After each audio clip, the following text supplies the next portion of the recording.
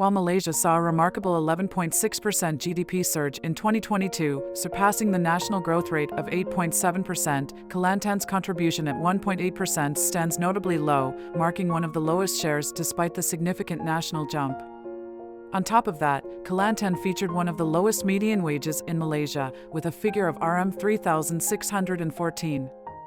This statistic has had a notable effect on Malaysia's economic outlook, suggesting that the federal government is providing support to an entity that may face challenges, potentially with more privileges than deemed necessary. Despite this support, there has been limited contribution toward enhancing Malaysia's overall development and progress as a nation. Lack of enough money might stop us from investing in important water systems and making new jobs. Only 71.7% of the 1.7 million Kelantanese residents have access to clean water. This means the ongoing problems continue, affecting the lives of people in Kelantan. Residents of Kelantan are urging the state government to prioritize the creation of more job opportunities. Unemployment remains a critical issue for Kelantanese, contributing to a high rate of outmigration, especially among the youth, due to the limited variety of job prospects in one of Malaysia's economically challenged states. This lack of economic activity has driven their citizens to seek opportunities elsewhere, either crossing the border into Thailand or venturing further southwest to developed states such as Selangor. The latest number of local youths outside Kelantan currently stands at around 250,000 out of the state's 2 million population, a figure that indicates a lack of economic opportunities for a labor force that is competing against a national economy that is increasingly competitive but equally stagnant. In a case study conducted in Kota Baru, Kelantan, it was discovered that the primary driver for migration is the availability of job opportunities. However, the only prevailing career option in the area is retail marketing. Despite this, the low wages associated with these positions have led to a lack of interest among youth in pursuing employment in the sector. In the first quarter of 2023, workers in Kelantan reported lower median monthly wages compared to all other states in Malaysia. According to the Department of Statistics Malaysia (DOSM) report on employee wages in the formal sectors, Kelantan's median monthly wages remained unchanged and stagnant at RM1,600 for January, February, and March. As of February 2023, Kelantan's unemployment rate was 4.1%, as indicated by data from the Department of Statistics Malaysia.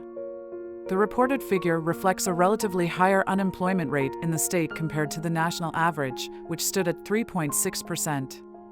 Despite possessing a rich cultural heritage, Kelantan registers one of the lowest tourism rates in Malaysia.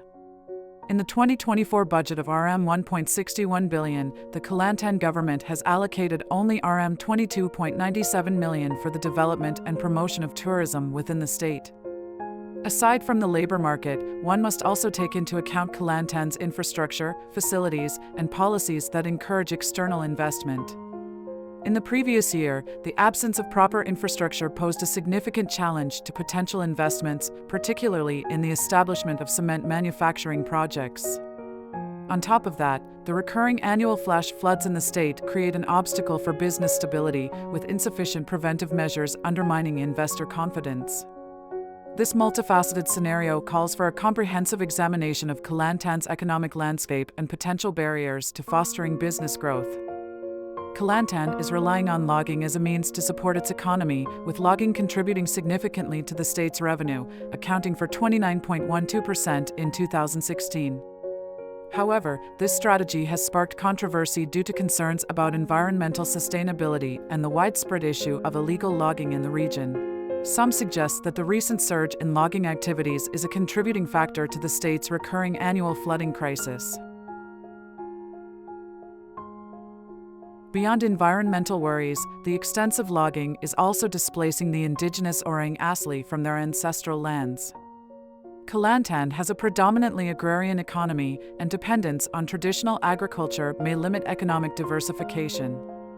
The state's reliance on crops like rice and rubber might be susceptible to fluctuations in commodity prices. In 2021, agriculture emerged as the second largest sector in Kelantan, constituting 22.8% of the GDP.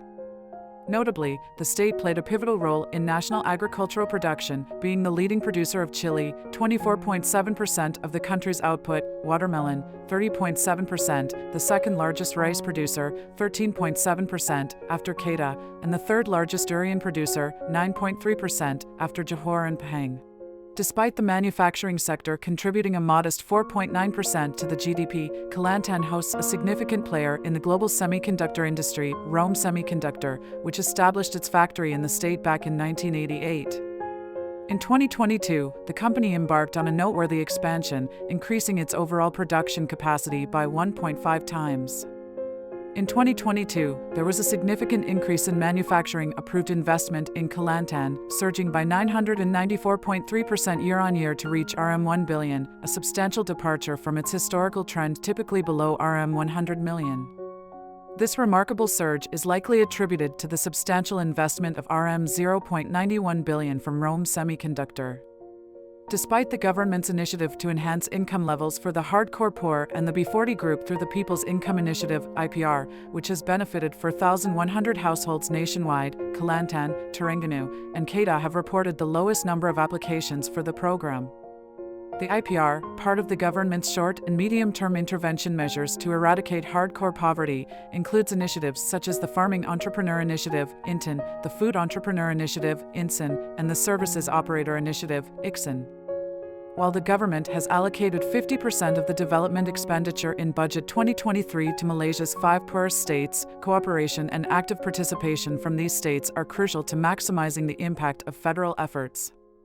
The government, spearheaded by the Economic Planning Unit and Implementation Coordination Unit, plans to make the economy more inclusive and eradicate hardcore poverty. Malaysia aspires to be a high-income nation. However, the fruits of prosperity are often inequitably divided. Ideally, we want all parts of Malaysia to be equally developed. Every state in the Federation should be as wealthy as the Klang Valley. The reality is that we have a long way to go, said Mustafa Mohammed. Despite facing economic challenges, Kelantan remains a testament to the resilience and spirit of its people.